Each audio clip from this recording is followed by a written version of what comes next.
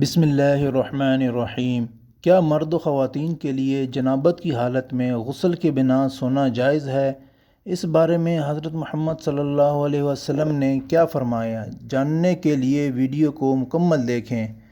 کم علمی کی وجہ سے کچھ لوگ جنبی حالت میں خود کو، اپنے کپڑوں کو، اپنے بستروں کو ناپاک سمجھتے ہیں اور کھانے کو، کام کاج کو ہاتھ نہیں لگاتے جب تک کہ غسل نہ کر لیں، اور خواتین بھی بچوں وغیرہ کو دودھ پلانا، کھانے کو ہاتھ لگانا گناہ سمجھتی ہیں، یہ سوچ کر کہ وہ ناپاک ہیں، اور کچھ عورتیں سمجھتی ہیں کہ غسل کے بنا آٹا گوندھنے سے بے برکتی ہوگی، حالانکہ شریعت محمدی اس جہالت کا درک کرتی ہے۔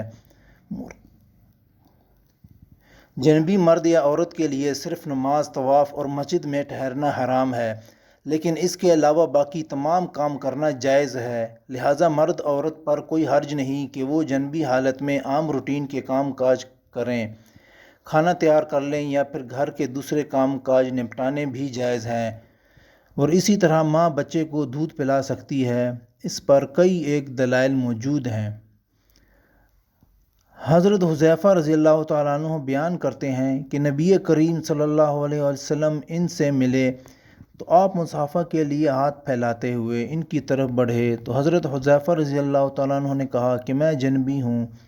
اس پر آپ صلی اللہ علیہ وسلم نے فرمایا، مسلمان نجس نہیں ہوتا۔ ابو ہریرہ رضی اللہ تعالیٰ عنہ بیان کرتے ہیں کہ نبی کریم صلی اللہ علیہ وسلم مدینہ کے ایک راستے میں مجھے ملے تو میں جنبی حالت میں تھا، اس لیے وہاں سے کھسک گیا اور جا کر غسل کیا، پھر نبی کریم صلی اللہ علیہ وسلم کے پاس واپس آیا تو نبی کریم صلی اللہ علیہ وسلم نے فرمایا، اے ابو ہریرہ کہاں تھے؟ حضرت ابو ہریرہ کہتے ہیں کہ میں نے کہا میں جنبی تھا، اس لیے میں نے ناپسند کیا کہ ناپاکی کی حالت میں آپ کے ساتھ بیٹھوں،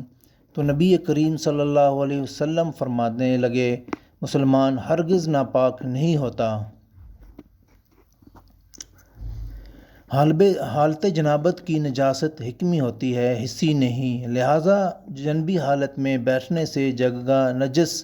نہیں ہوتی، نہ ہی مصافحہ کرنے سے دوسرے کا ہاتھ ناپاک ہوتا ہے، نہ کھانا پکانے سے کھانا پلید ہوتا ہے۔ حافظ ابن حجر رحمۃ اللہ علیہ فاتح الباری میں کہتے ہیں، اس حدیث میں اس بات کا جواز پایا جاتا ہے کہ غسل جنابت کو اس کے واجب ہونے کے اول وقت میں تاخیر کی جا سکتی ہے، اور اس کا بھی جواز ہے کہ جنبی شخص اپنی ضرورت پوری کر سکتا ہے۔ ام المومنین حضرت عائشہ رضی اللہ تعالیٰ عنہ کہتی ہیں کہ رسول اللہ صلی اللہ علیہ وسلم جنبی ہوتے اور پانی چھوئے بغیر سو جاتے، پھر اس کے بعد اٹھتے اور غسل فرماتے۔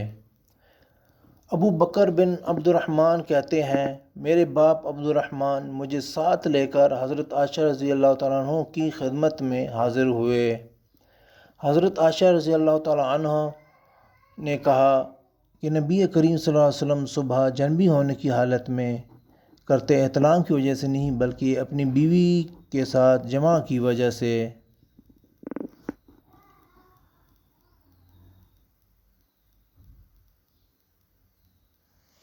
حضرت عائشہ صدیقہ رضی اللہ تعالیٰ عنہ سے روایت ہے کہ رسول اللہ جنابت کی حالت میں رات گزارتے، اتنے میں حضرت بلال رضی اللہ عنہ تشریف لاتے،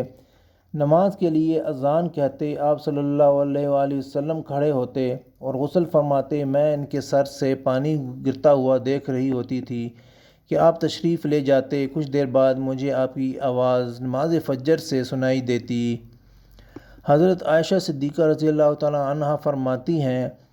کہ نبی کریم صلی اللہ علیہ وسلم حالت جنابت میں سونے کا ارادہ کرتے تو وضو کرتے اور کبھی تیمم کر لیتے۔ میاں بیوی اگر سونے سے پہلے غسل کر لیں تو افضل ہے۔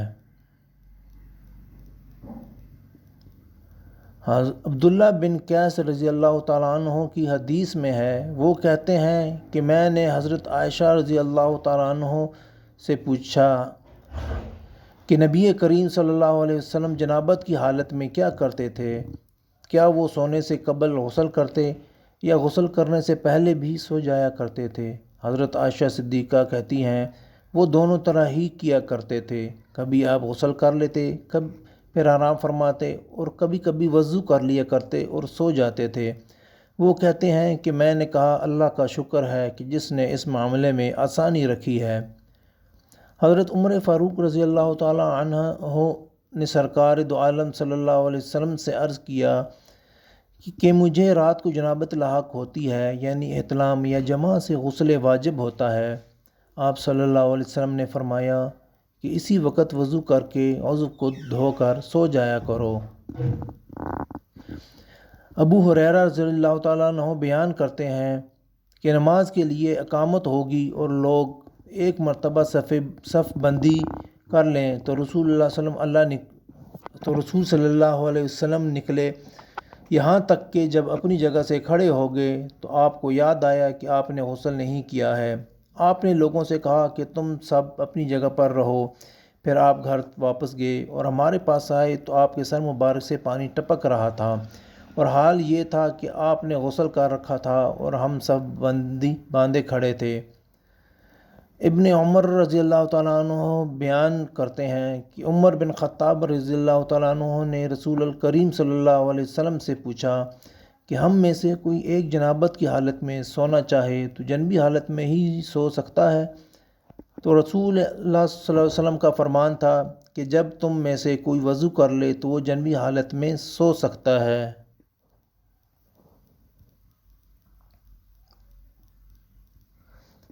اس حدیث میں اس بات کا استحباب پایا جاتا ہے کہ جنبی شخص ان سب کاموں کے لیے اپنی شرمگاہ کو دھوئے اور وضو کرے، اور خاص کر جب وہ اپنی دوسری بیوی سے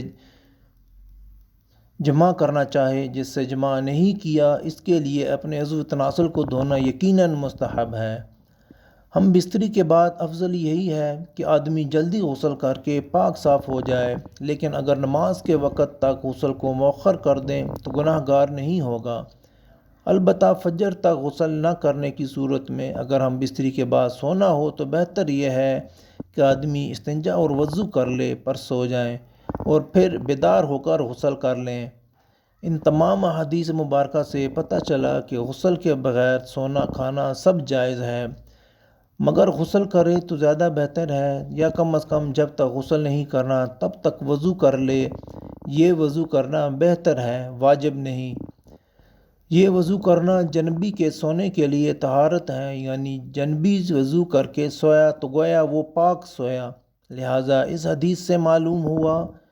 کہ جسے رات کو احتلام ہو جائے یا جماع سے فراغت ہو اور اس کے بعد سونے کا ارادہ ہو تو ایسی شکل میں جنبی کا وضو کر لینا سنت ہے۔